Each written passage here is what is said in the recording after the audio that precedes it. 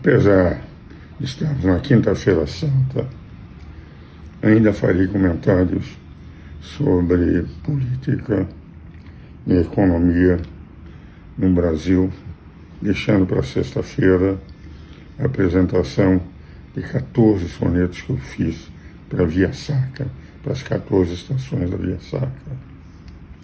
E o ponto que coloco é a notícia de quarta-feira de ontem, em que o governo, no projeto orçamentário, da lei orçamentária, declara que possivelmente não haverá dinheiro para pagar a estrutura burocrática, as despesas da administração brasileira em 2027. Porque temos uma carga tributária que é a maior dos países emergentes, 32,4%, a maior do Brasil também, em 2024, maior que a dos Estados Unidos, que é de 27% do PIB. E aí, mesmo assim, com os gastos que o governo tem feito, é evidente que as contas não vão fechar. Pede dinheiro emprestado, pede dinheiro emprestado. E haverá um momento que as contas não fecham e os juros ficam lá em cima, uma forma de tentar combater a inflação que retorna. O ministro Nardes, do Tribunal de Contas da União, extremamente competente, com graduação e pós-graduação em administração pública. Na França, talvez seja, do ponto de vista de titulação acadêmica, o mais titulado para administrar contas públicas do Tribunal de Contas da União. Uma declaração recente dizia que 56% do orçamento vai para a Previdência, mas que o governo tira dinheiro da Previdência para a Bolsa Família.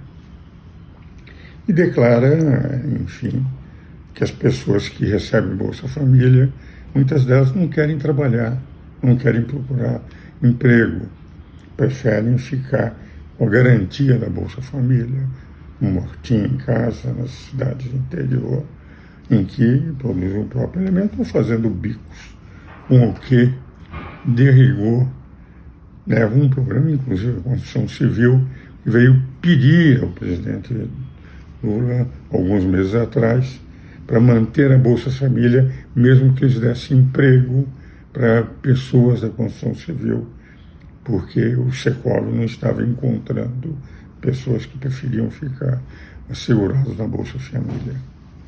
E Nardes, o ministro Nardes, que eu admiro muito, tem um livro fantástico sobre administração pública, tive o privilégio, inclusive, de prefaciá-lo. Ele faz observação de que um país que não investe em ensinar o povo a pescar, mas em dar o peixe, tem dificuldade de crescer. E tirar dinheiro da Previdência para a Bolsa Família, fazendo com que haja uma sociedade que possa ser de párias governamentais, sem contrapartidas, sem prazos para que ficasse algum tempo. A própria lei do emprego nos Estados Unidos, depois da Segunda Guerra Mundial, quando a produção americana cairia necessariamente, porque não era mais obrigado a fazer aviões, armas, etc. Eles fizeram a lei, mas eles davam um prazo para o auxílio-desemprego, para a pessoa procurar emprego e conseguir. Então, o que nós estamos vendo é o mais habilitado em nível de administração pública. Hoje, o ministro do TCI, que é Nardes, fazendo esta exposição, essa preocupação, inclusive pedindo explicações ao governo porque tira dinheiro da Previdência, que representa 56% dos gastos governamentais, para dar para a Bolsa Família, quando a Previdência precisa desse dinheiro. A impressão que eu tenho é que, enquanto os países investem em tecnologia, em universidade, em competência, procuram fazer com que, enfim, se cresça, nós vamos criando uma sociedade dependente do Estado, sem ambições maiores e, evidentemente, enfrentando problemas em que o próprio governo, que gasta demais, criticado por todos os economistas, escrevem os livros que o presidente Lula não gosta de ler sobre a economia. Evidentemente, nós vivemos um país com um potencial monumental de crescimento, um verdadeiro celeiro do mundo, capaz de ter competitividade no mundo inteiro.